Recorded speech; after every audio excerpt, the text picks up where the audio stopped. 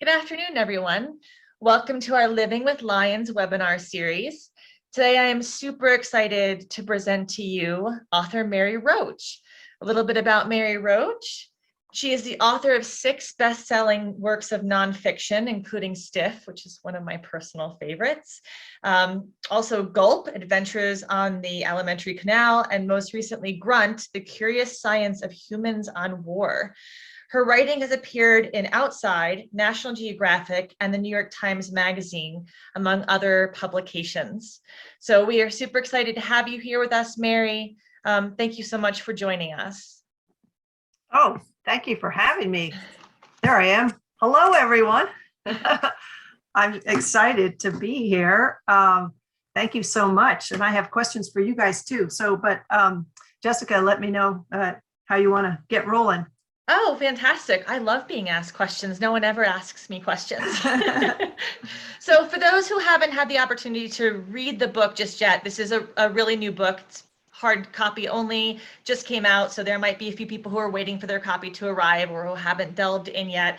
I do want to read a little bit about the book to them. And I thought this was just, this encapsulates the book so well. What's to be done about a jaywalking moose? A bear caught breaking and entering, or a murderous tree. 300 years ago, animals that broke the law would be assigned legal representation and put on trial.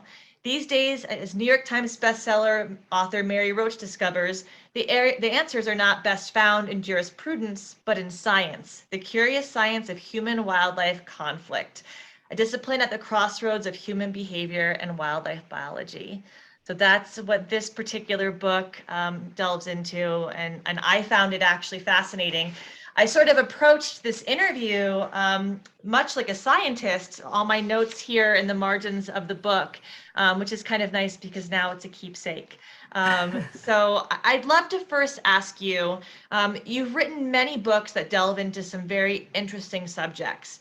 And like I said, I remember reading Stiff for the first time as a gross anatomy student. And you had this wonderful way of being able to stand in the shoes of the individuals in that field, but also you were able to look through a window as a layperson and really have these hilarious and spot on ideas about how this was all happening from the outside. How did you choose the subject matter in this particular book? How did it become about animals? It's such a random journey. I tell you, I finish one book, and if I were smart, I'd just maybe continue along that road and build on the knowledge that I have, but I have a very short attention span, and I'm like, okay, done with that. I'm done with that. So this one, and it's months of just sort of everywhere I'm going, I'm like, is that a book? Is that a book? And this one started because it's kind of a weird story. There's a wildlife forensics laboratory up in Ashland, Oregon, where it's people who, they're the ones that deal with when people are trafficking in endangered species, whether they're live animals or they are pieces, for medicinal purposes or whatever, medicinal purposes. They're the ones that have to find, because sometimes it's just parts and they have to figure out, is this actually, what species is this? Is it an endangered species or is it not? And this woman had written this paper on how to tell counterfeit tiger penis from real tiger penis, dried, that is, dried. And that caught my eye because that's the kind of thing that catches my eye. And we got into a conversation. I actually went up to Ashland thinking the forensics of wildlife crime, not from the perspective of the animal being the perpetrator, but the animal being the victim. But as it turns out, although I learned a lot about how to tell counterfeit versus real tiger penis, and happily it is almost always labeled tiger penis, but it's horse or deer or cow, because those are easier to get and they're much bigger and more inspiring for somebody who's thinks that this penis is going to help their sex life. Anyway, as it turns out, I couldn't accompany anybody on an open case. Legally, it was impossible.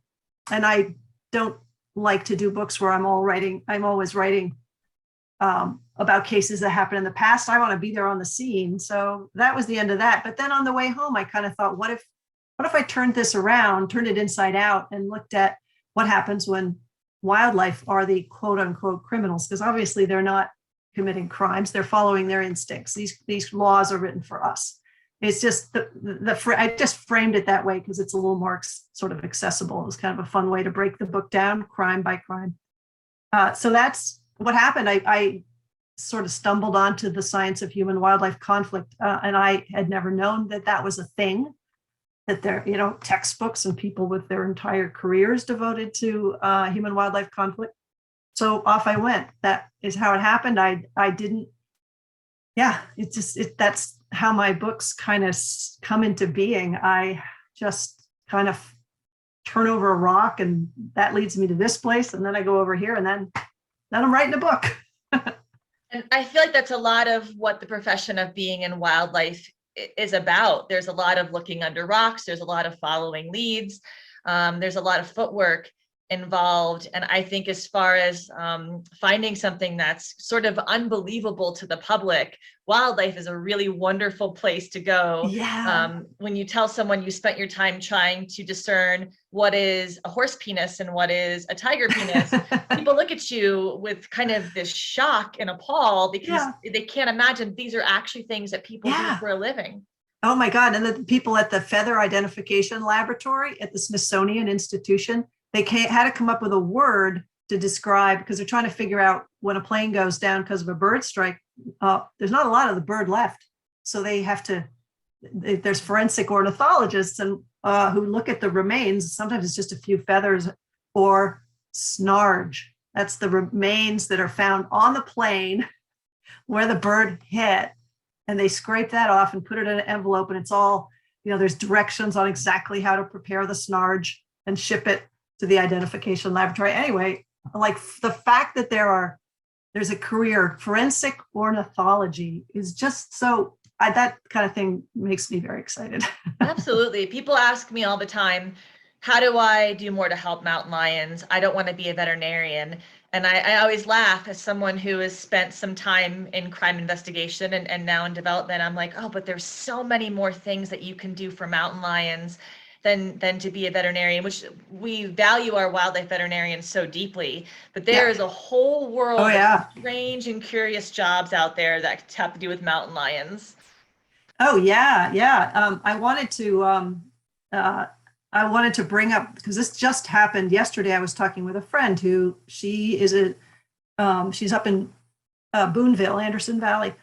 And she mentioned, because she'd read my book, she was talking about how the agriculture teacher at the high school, they had an issue where a mountain lion came in and killed 2 goats. And the teacher, the ag teacher, obviously was upset and was complaining like, oh, we called Fish and Wildlife and they wouldn't let us kill the animal because it's not a public safety hazard. And she was upset. And I wrote back and said, I love how she immediately goes to killing it without even talking about building a safer nighttime enclosure. I hate her.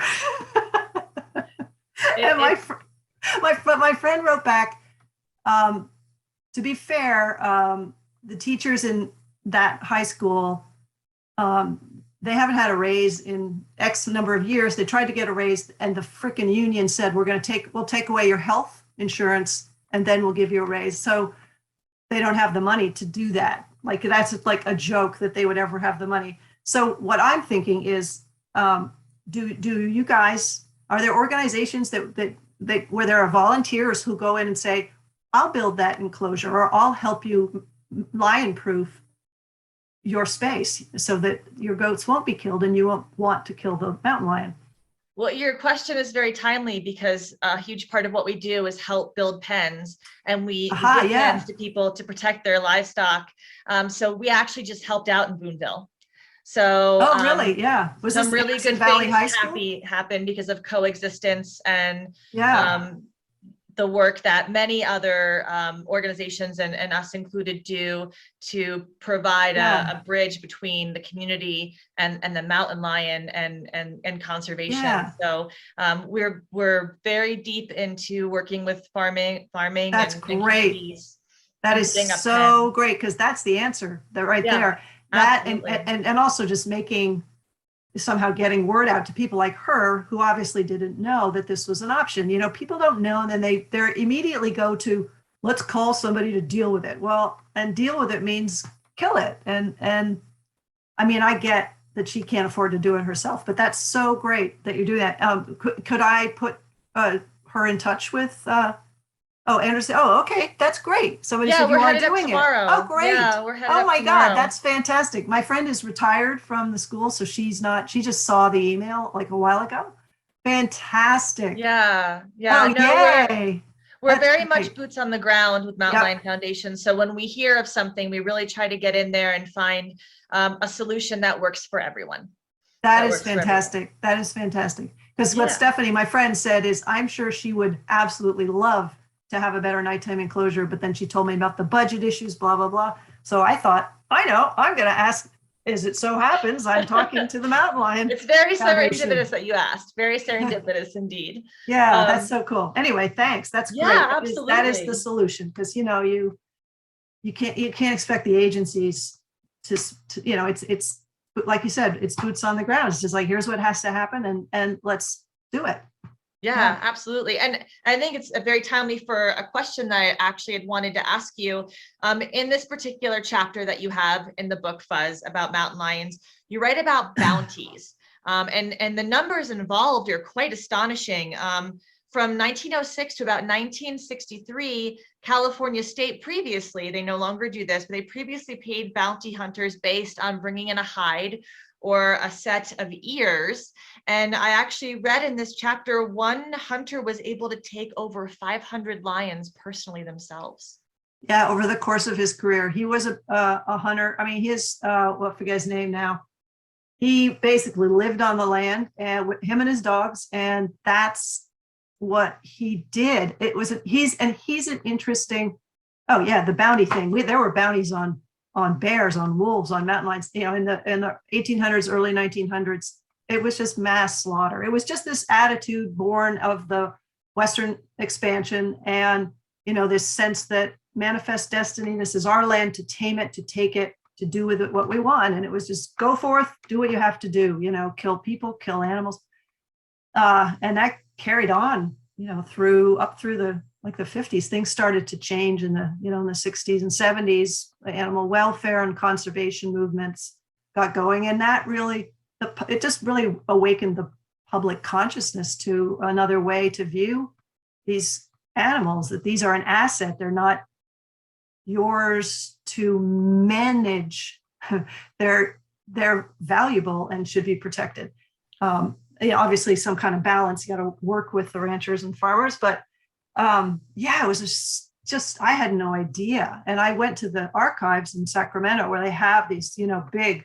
I had some pictures that I took, just the ledger books where they would write in pen, the numbers that the money paid out to the people bringing in the whatever hide or scalp or ears. And I'd imagine some of them took the ears one place and the rest of it. Which would happen. That happened with. It seemed largely sort of unregulated. Yeah, it seemed largely unregulated when you write about it.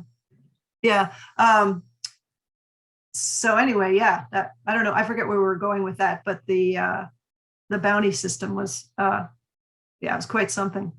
And now this is not something that California does any longer. And when I read in this book, it's not something that the gentleman that you followed, Dellinger, it was something that he said he couldn't conceptualize. He couldn't understand, even as a hunter, someone who takes for food, right? He couldn't understand the purpose behind trophy hunting. Breed. Yeah, very much so. I mean, I grew up in rural New Hampshire, and my neighbors were hunters, but they had one of those, freezers in the basement. It looked like a coffin almost, like the giant freezer that you lift up the lid. And they had all manner of animals in there that that's what they ate over the course of the winter. So, I mean, I can't object to that as somebody who, lets slaughterhouse workers do the job for her. So I should be vegetarian. I'm just going to say that, but I'm not there yet. I don't eat a lot of meat, but anyway, so he's a hunter, but that to me, there's I make a distinction, between trophy hunting, which is an abomination in my mind. And I just don't understand it. I don't understand the desire to have an animal in the, scope of your weapon and want to shoot it. I don't like to kill a mosquito. Okay, mosquito is okay. A spider, I let spiders outside because I'm not gonna kill a spider. So anyway, I can't relate, but people are different. Obviously, people are very, very different. And in this country, we have quite a cultural divide, politically and in every other way. But yeah, it's just an interesting area to explore. And I didn't know anything about it when I started. Yeah. Yeah, I mean, it's really reading this, it seems like you were on such a journey. Like, for example, you talk about scat hunting, which Yes. is such an incredibly cool thing to do. If anybody out there is starting to want to learn about tracking Yes. animals for the sake of valuing them and Yes. seeing what they're like, scat hunting, tell us a little bit about Oh, scat hunting. yeah. Do I have? Oh, I do. Hang on. It's right here. Hold on. I have to get it.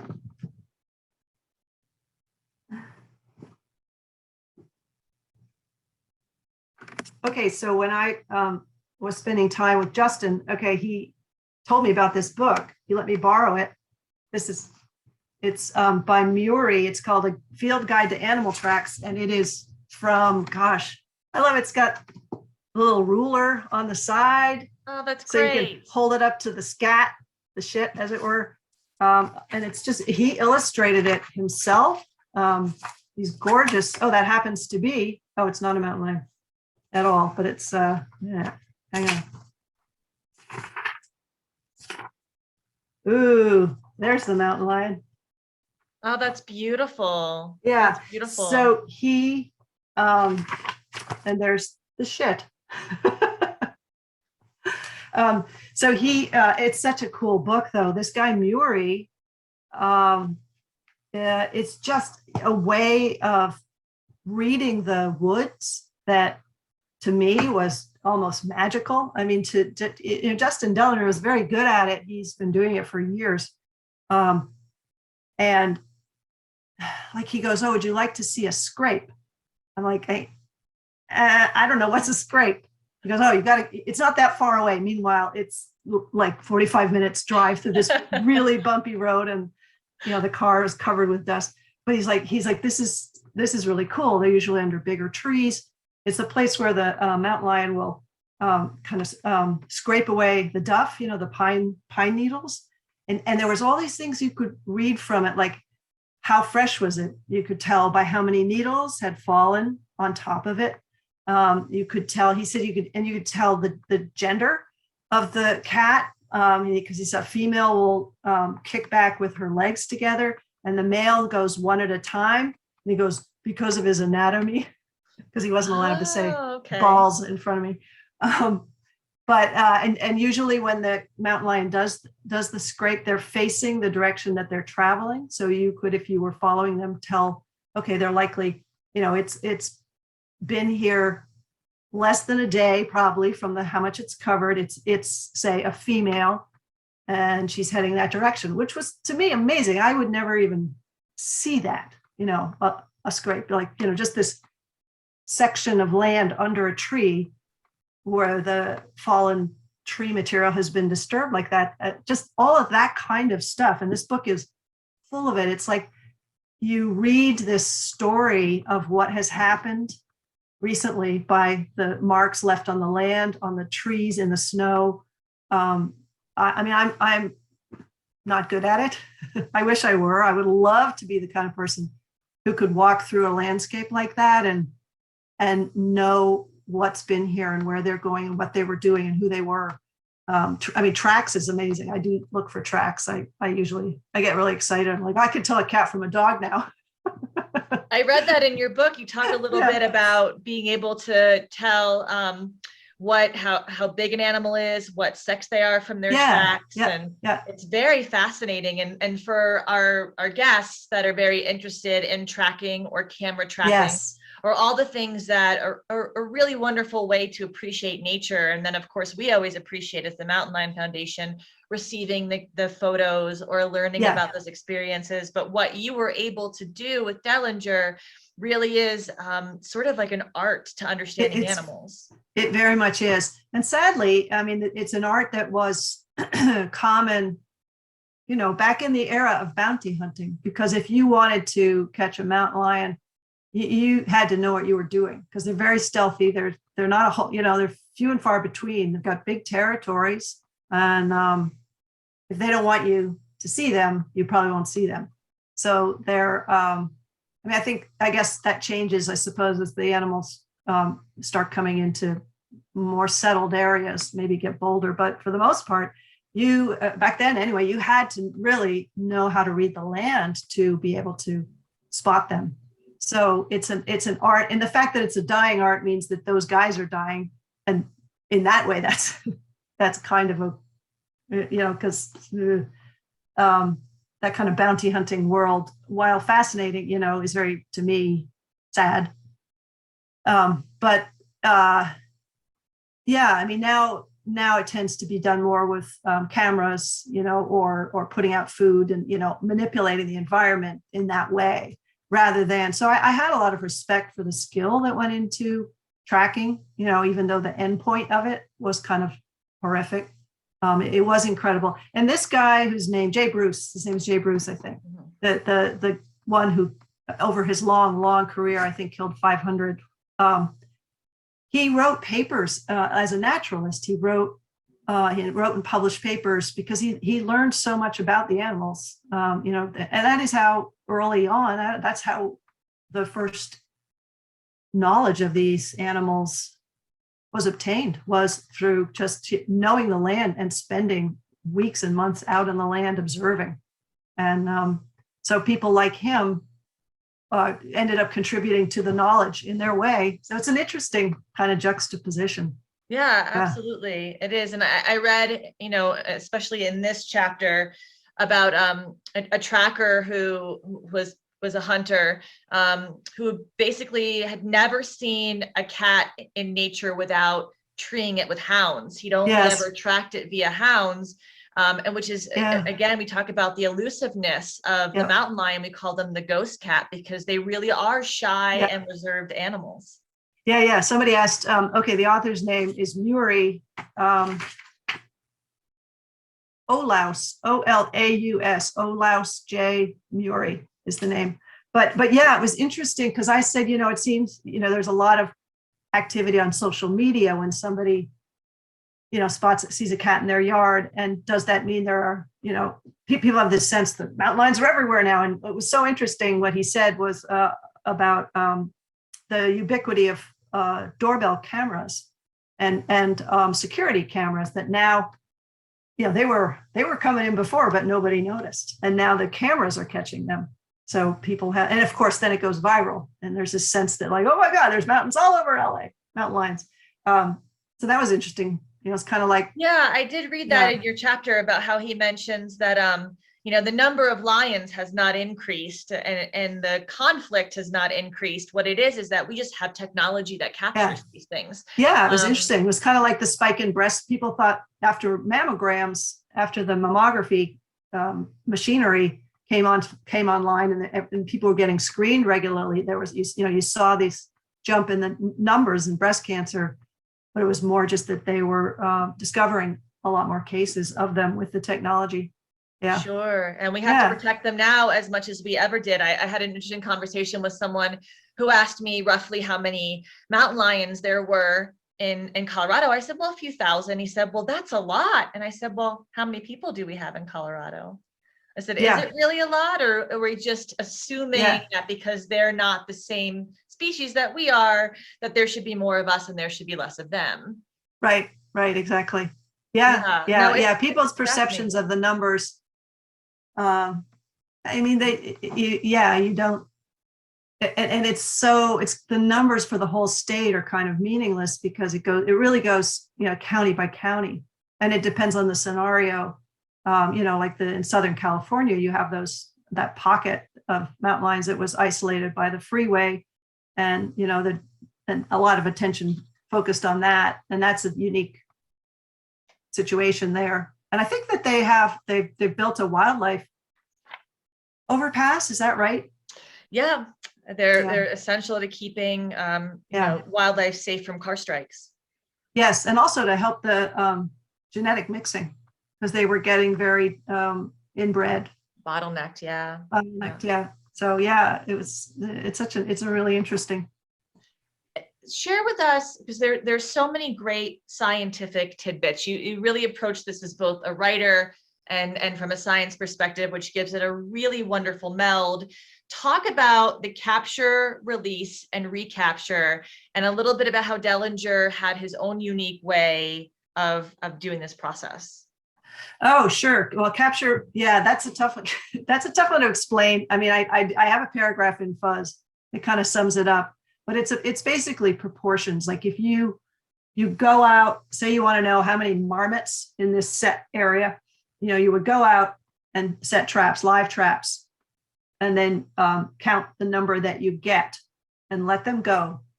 And then you would come back and do it again. And on the recapture, you would note how many were recaptured that you had captured before, and based on, it's a ratio. So I have more details in the book. Yeah, it's a really lovely section in the book that kind of talks about the number of animals that you obtain on the first capture. Then when you recapture, how many of them were previously marked, and how many of them are new. And there's actually a mathematic equation that will try and help you calculate a population. Yeah, that's how they do it. And now you can do, instead of actually physically trapping them, you can use camera traps. You can use wildlife cameras.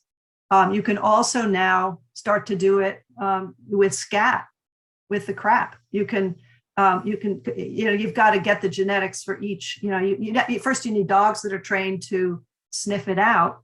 And the dog is trained to recognize the scent of mountain lion scat. Then you have the dogs go out and find the stuff, and then you can do genetics on each, bag of shit, basically. And it was so valuable. It is. It's very valuable. It's going to put Justin Dellinger out of a job.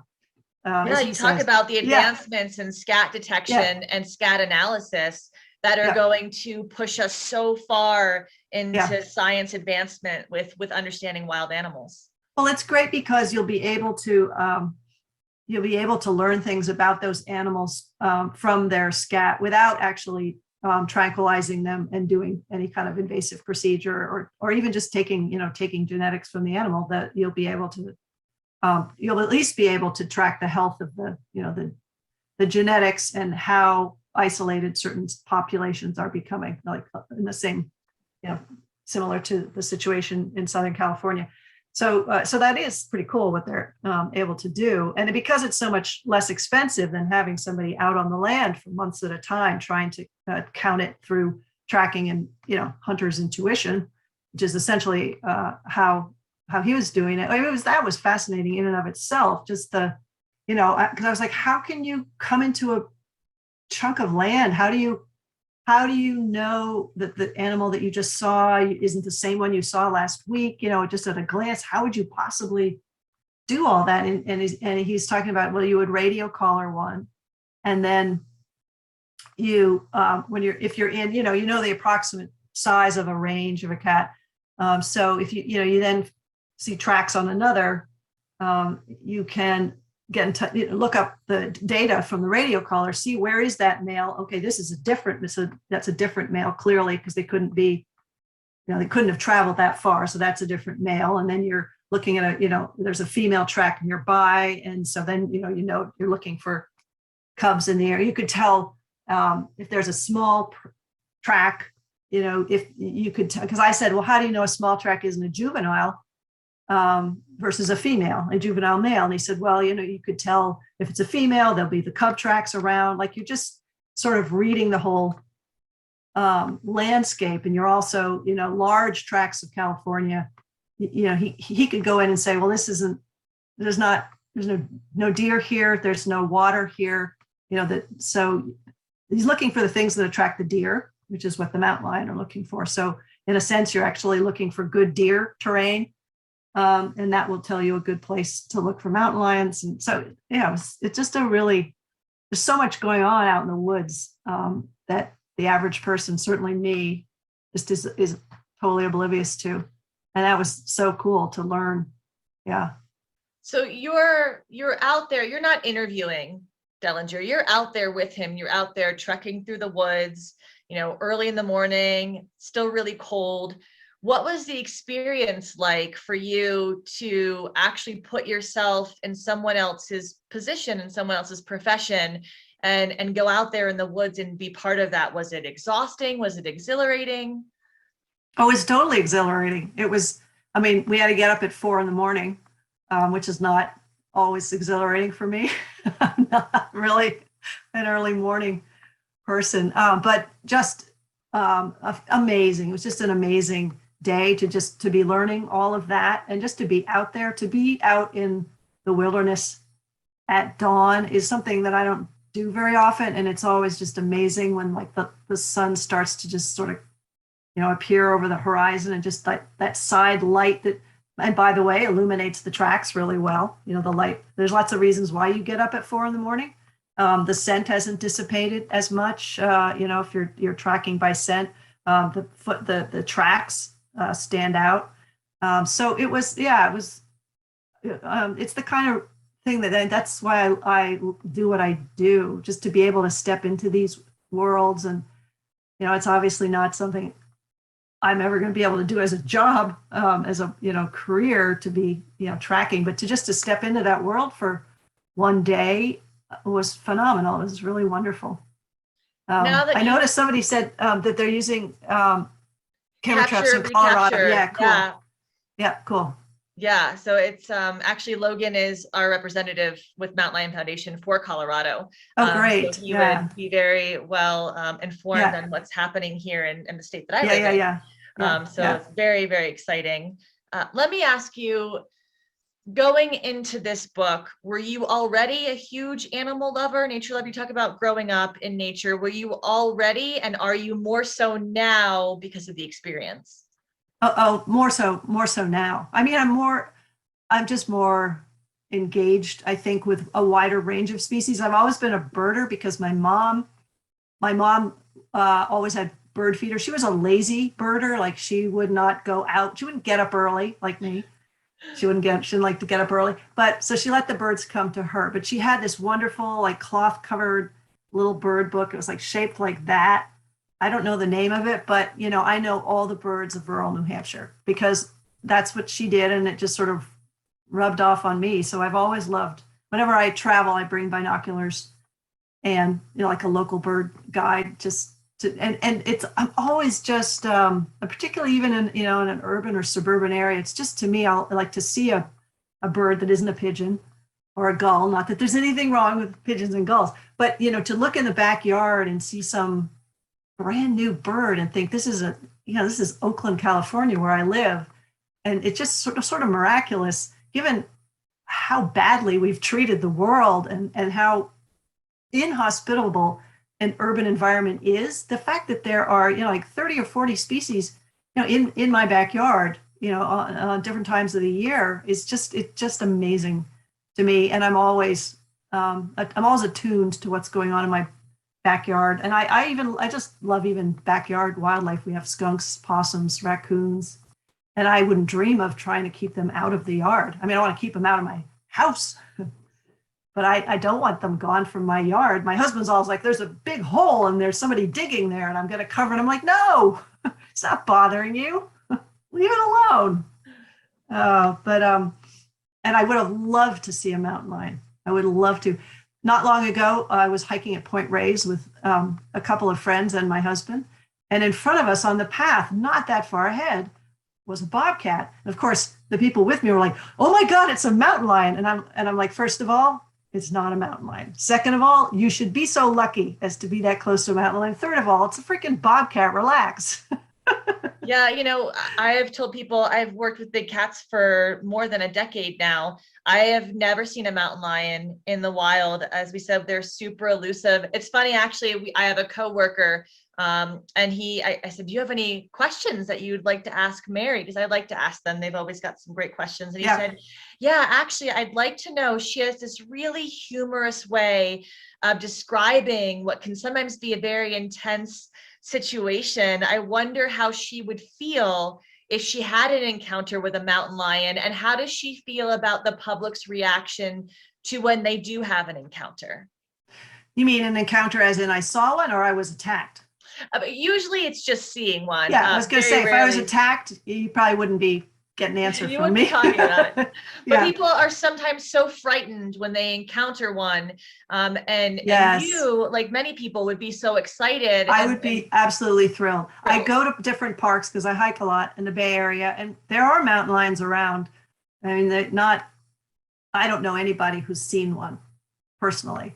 But every time you go, it'll say there are mountain lions in the area, and they do the whole thing, try to make yourself look big, blah, blah, blah. And I'm always like, yes, please. Let me see one. I would love to see. I remember having a poster of a mountain lion when I was in college. It was this blow up of just this face with those eyes. And I was like, that is the most gorgeous animal in the world. Just like, I love that animal. Just an amazing.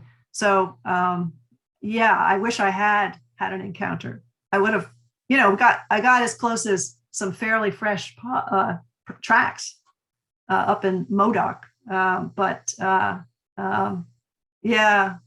Didn't get to see one. Now, so you talk a lot about how much you were out in the wilderness and how much you spent, 4 a.m, all day long. The mountain lion has an incredible range. How much land did you cover, and how much evidence did you see of mountain lions in the land that you covered?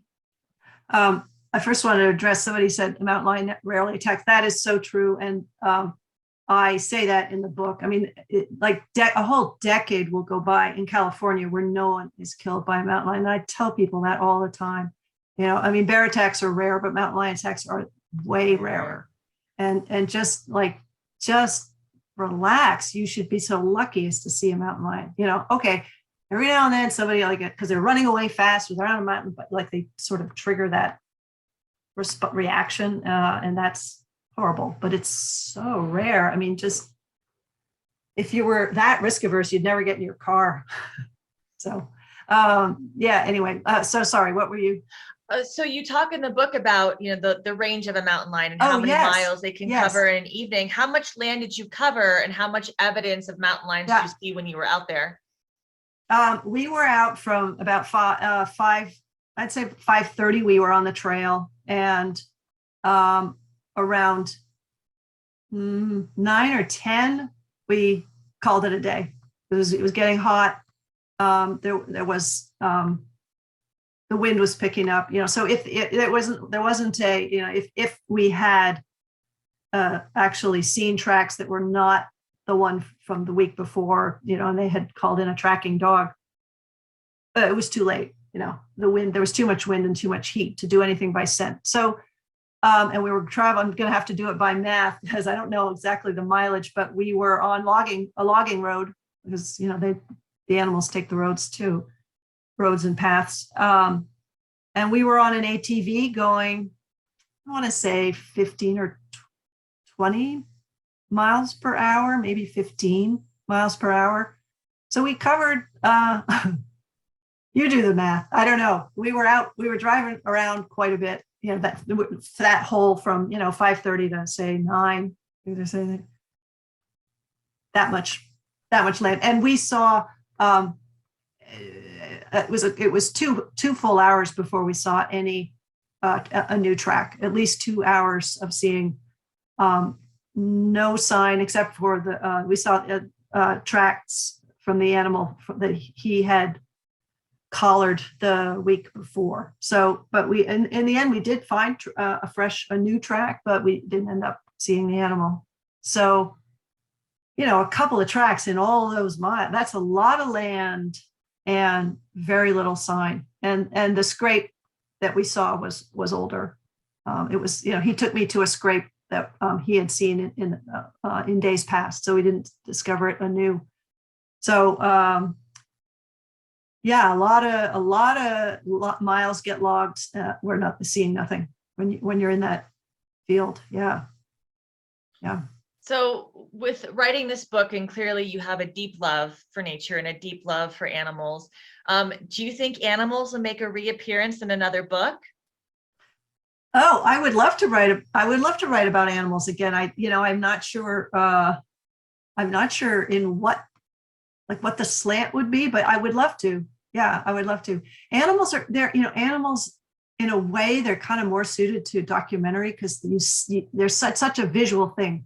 For me to try to describe what I'm seeing and make it come to life, I just want to show people, the images. But one person who's so good at that is Susan Orlean. She has a book that just came out called On Animals, which is a collection of her New Yorker essays. They're reported pieces, and a lot of they're not all about wild animals, but a few of them are. And she just has a wonderful way of bringing them to life on the page, which is not that easy to do. And animals, they're not very quotable. They're terrible interviews. so it's a challenge as a word person to kind of make them come to life. That in the end, the book is more about people whose lives are entwined with animals. It's more, they are more the characters in a sense. I'd love to do a book where you actually have, the main character is an animal. That would be that'd be fun to do. Yeah, it's fascinating. I love in especially in the chapter that you wrote about mountain lions, you've applied some of the things that you learned from Dellinger in real life. You tracked a human being with his bad cologne, which I thought was wonderful and hilarious, but you successfully did this. You successfully watched someone pass you. You had a whiff of this really awful cologne, and then you waited and you successfully tracked a human. I did. He did, I didn't track him very far, but I did it the way scent dogs do it, which is they go in a zigzag. So say here's the line of scent where the animal or the person with Axe body spray in this case was moving. So here's the line of scent. So if you, the dog, or me, the person, if you go in a wide swath, you're going to encounter it. You're going to keep encountering it, and you keep in your head where that is, and you can keep, you can stay on the scent. Whereas if you just go straight, you lose it, and then you keep going further away from it. So if you go in a zigzag, so he had described that to me. I'm like, I'm going to try that. That person was wearing an obscene amount of cologne. Honestly, you could have tracked him too. Let me ask you, in this interview, obviously we focus a lot on lions because it's so hugely important to us as the Mountain Lion Foundation, and this book is so relevant, and your experiences are so relevant. But if you had to go through the book and say, this was my favorite experience, this was my favorite chapter to write, because the whole book, I want our guests to know the whole book is wonderful. It's not just the mountain lion chapter that takes you in, but I'd love to know, what was your favorite part to write and your favorite experience? Oh, I think that the monkey chapter in India was a lot of fun for me because it combined, first of all, those monkeys. You have to love them. Certainly, if you live there and it's your apartment and your backyard, and if you're the one dealing with the monkeys, I could see how it'd be exasperating. But from my perspective as a visitor, I just loved those animals because they just tick people off in these uniquely monkey ways. Like the researcher, he was a leopard and elephant. He wasn't a monkey guy. He was leopards and elephants, and he traveled around and did, when sort of trying to help people stay safe from leopards and elephants, how to deal safely with them. But I got on the topic talking about the monkeys, the macaques in the urban areas, and he said they're happiest when they harass you. This is what they live to do. And his wife, who's also a biologist, she's like, no, that's not true. And she's trying to explain how the behavior is rewarded, blah, blah, blah. And he goes, Shweta, don't you remember they came in and they took the flower pot and smashed the flower pot and smashed it? There was no reason to do that. And then they shit right there. They live to harass you. It just, and it was just a fun chapter in that just spending time with the bureaucrats whose job is to try to resolve this particular conflict, because the veterinary staff in New Delhi, he's the one whose job it is to deal with this problem of the monkeys breaking in and stealing things, etc. And his opinion is, you should call the forest department. These are wild animals. This is not rightly my job. Meanwhile, the forest department bureaucrat is saying, these are urban animals. This is not my job. So they're all just, nobody wants to deal with it. And it's complicated by the fact that because of Hanuman, the monkey god, nobody wants those monkeys, not even just killed. Nobody wants them trapped. Nobody wants to be the trapper. Nobody wants them manhandled or they don't want anything done to the monkey. And yet they just want the problem to go away. So it's very difficult for Dr. Tyagi was the guy I spent time with. It's a very vexing problem there, but you have to, it's very funny just because the monkeys are so, like the one researcher at the Wildlife Institute of India where I went, he said, he stood up and pulled his pockets inside it. He goes, they will properly search you. They'll try to pull something out of your pocket that's valuable. And then they know that if you'll hold a banana out and they'll give you, like they ransom your cash, your watch, your sunglasses, they're going after cell phones because they know that to get your cell phone back, you will hand over a treat.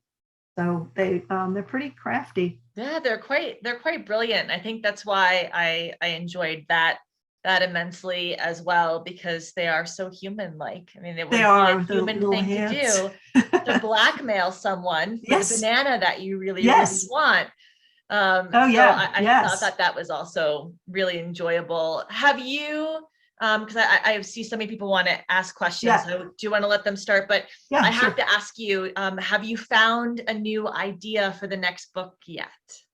Actually, just yesterday I was talking to my editor, so it's a little premature to announce, but yes, I do have another project. Yeah, because that's always the hard part for me to find, as you can tell from the great tiger penis wanderings of yesteryear.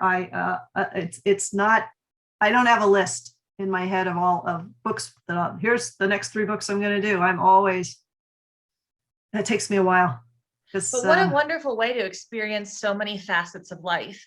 You've walked in so many different shoes, and you've shared through these books experiences that a lot of people, we would never have ourselves. Like after gross anatomy class, I took a couple of semesters and I dropped out. I was like, I want to save animals. I don't want to save people. And so I would never have known what that experience was like because my professor recommended stiff. Yeah, that's so that great. Experience I carried with me because I didn't go on to be a forensic pathologist or a doctor or whatnot. So these books allow us to peek in, and that's why I really want to recommend to our viewers, read this book, one, because you're gonna really love it as animal lovers.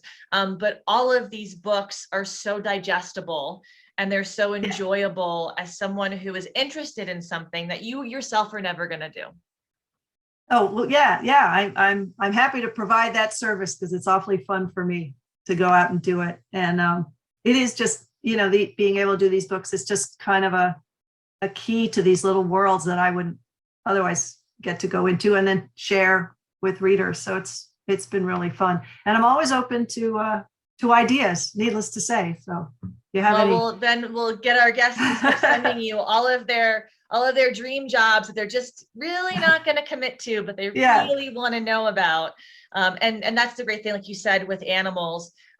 There are so many weird, strange, crazy jobs out there and interesting things. I mean, when I was much younger, I thought, well, if I want to help animals, I have to become a veterinarian. And then I realized that there's just this whole incredible complex world out there. And if you told 15-year-old me that I'd be doing this one day, I would have thought, well, you can work for a mountain lion foundation. You can no, it's very cool, and it's great the work that you guys are doing, and it's exactly, it's solution focused. and that's great. Just like, let's go in there and build a better enclosure. Let's let people know that this is available, and let's just do it. That's great. I also liked that finally Wildlife Services has been, their budget has allowed them to hire specifically non-lethal specialists in like 10 or 12 states. And that is good, because that is going to start that culture to shift. And that's fantastic. So absolutely. Yeah. Absolutely. So I think, and I just think that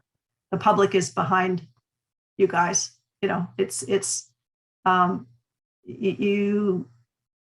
have to start thinking, people have to start thinking that way, toward a solution that's fair for the mountain lions, not just the people with the goats. Absolutely. Yeah. It's so much based in coexistence, and that's yes. a huge pillar of our organization is teaching coexistence and trying to share that message with other people. And I think that's why also this book resonated with me. Like you said, it's not just a book about the animals, it's about the book about the people who also care about the animals. Yeah, exactly. Well. Yeah. And the fact that there are a lot of carnivore coexistence organizations now, and that's what they're focused on, and that's great.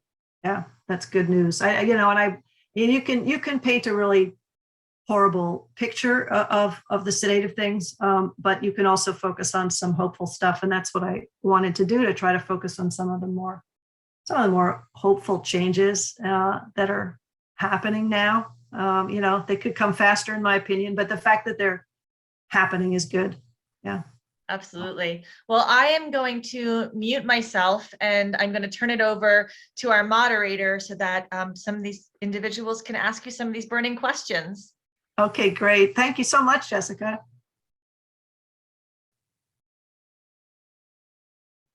We have one question so far. Linda, please ask your question.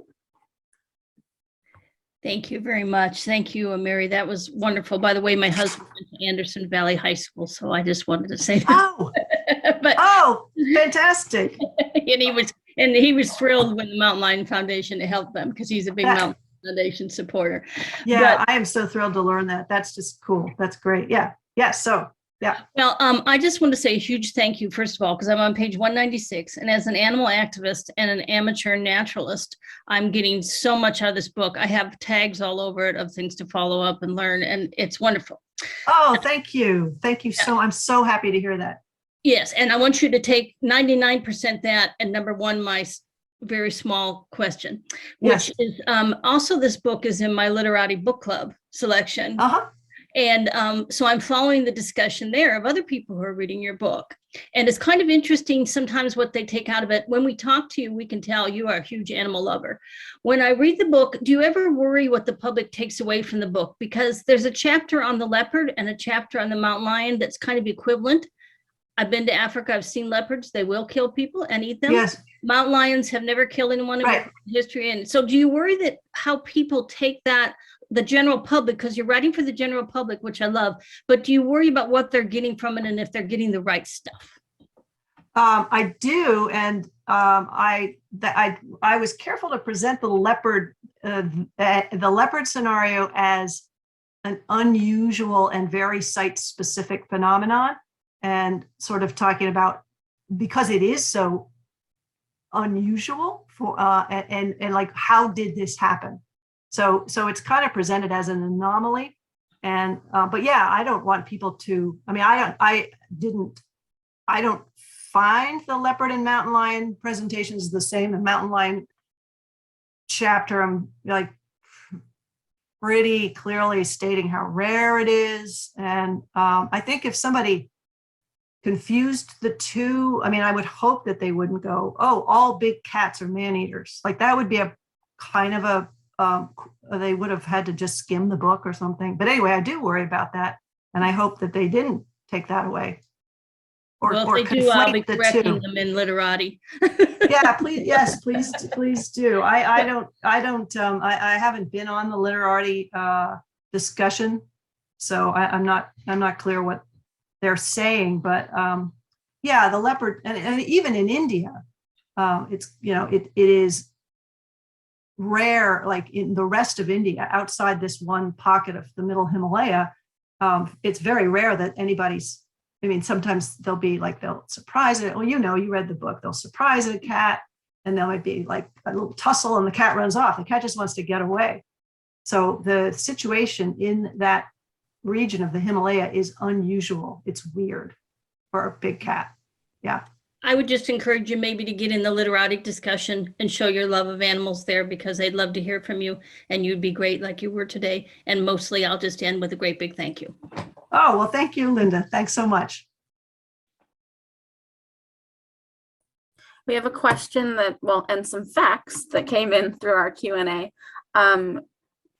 Chris Tromborg says that the protection of the mountain lion in California began with AB 660 in the early 1970s. This legislation was developed at the beginning of the modern conservation movement, inaugurated in 1969 or so. The book Silent Spring and the movie Born Free had a considerable impact on the public's opinion of the environment and its animals.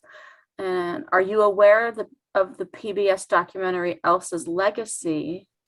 It discusses the changed perspective of Americans towards some carnivores based on her fame. And he was wondering what your opinion.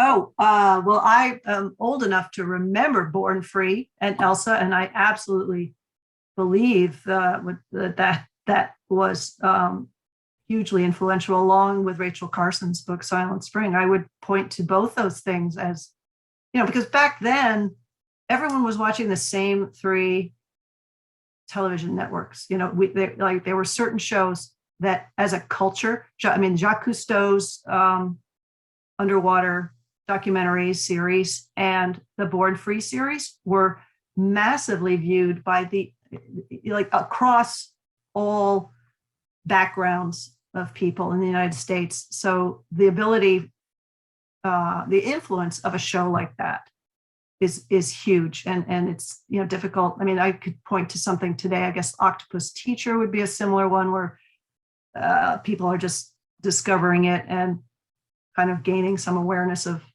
the ocean and the creatures in it. But Silent Spring and Born Free. I mean, I can sing the song for you, but I won't. Born Free. Anyway, it touched everyone's life for sure. Yep. All right, we have a question. Gowan, please ask your question. Hi. So I'm actually going to be part of the I'm going to be part of the group that's going to the high school tomorrow to help build those pens. Great. I really appreciated you kind of sharing your process of gaining a depth of understanding about, where these folks were coming from, including your initial emotional response to it, because that's something that I deal with too on multiple levels as a lifelong sheep rancher who also really loves mountain lion. And something that comes up with my peers a lot. And I guess I was just wondering about your experience as somebody who absolutely loves, from reading your previous books, like the glee is palpable that you love doing these deep dives into these topics that a lot of people would maybe consider taboo or more challenging. And how do you handle it when you run into people who are not interested and aren't like thrilled with the difference between counterfeit versus genuine tiger penis, but that you still need to present your work to? Like, how do you deal with that enthusiasm gap? Well, I think first of all, thank you so much for going out to AVHS and helping with that. I'm going to call my friend and she'll be excited to hear this. But I'm so thrilled that this is a very specific problem, and suddenly, like right away, here's the Mountain Lion Foundation solving it. I mean, it was very exciting. So thank you for that. I think my books self-select for a certain kind of reader, and there's plenty of people who don't share my enthusiasm and glee for these elements of the world, and there's plenty of other books for those folks. I think I don't really have to, unless it's somebody who's assigned the book and doesn't want to read it. Every now and then I hear, like, from if the book is a common read at a college or something, and sometimes somebody's mother will say, my daughter is throwing up when she reads this book. This was stiff, of course. And I hear about it, but I don't really have to. I don't have to deal with the mother of the girl who is allegedly throwing up because she was reading my book. So I don't have to deal with it that much, and that's good because I'm not very good at. I wouldn't be very good at moderating a coexistence seminar between people with very different opinions. And I that I didn't want this book. I wanted to be fair to ranchers and to be fair to people who care about the animals. And it's hard to do, and concrete solutions, compromise and solutions, and having conversations. What can we do? What way? How can we deal with this without killing this animal? Is there something we can do? Yeah, there are things that can be done. And I love when people think about it and act on it like that. That's progress, the right kind. So anyway, I don't know if I answered your question. Well, thank you so much. I mean, honestly, you did, which is, it's a challenge, and I think that your writing and your book in particular definitely benefit from not having to moderate those different perspectives. But yeah, I appreciate you doing this presentation and this Q&A so much, and thank you for your work. Oh, you're very welcome, and thank you, Gowan. I'm just going to pop on while we see if anyone has any last questions. You had said you had several questions for me. Did you have any that I didn't answer, Mary, that I can answer for you?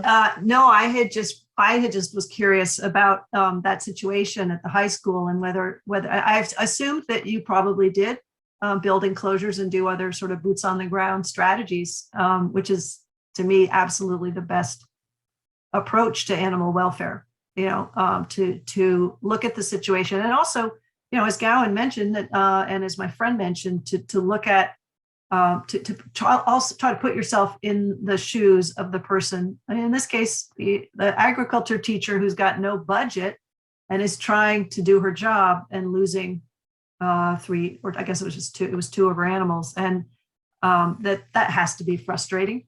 And how can we, work in a supportive way with this person and get them to kind of accept. But anyway, but the best thing to do is to go in and build an enclosure. What could be better than that? So I was just wanting to talk about that in particular. So yeah, no, I am glad that it came up, and I'm glad that Gowan also talked about trying to find that middle ground when maybe you don't agree with someone. But with coexistence, it really is about building relationships, and like you said in your book, not just with the animals, but with the people that are involved and have the boots on the ground.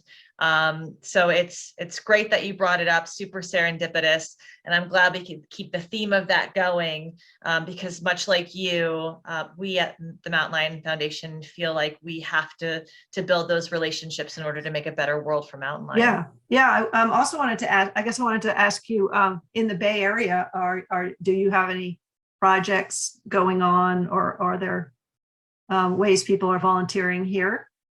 Yeah, so I'm personally located in Colorado. I don't get to enjoy the beautiful sunshine of the California state. I'm here where all the snow is right now.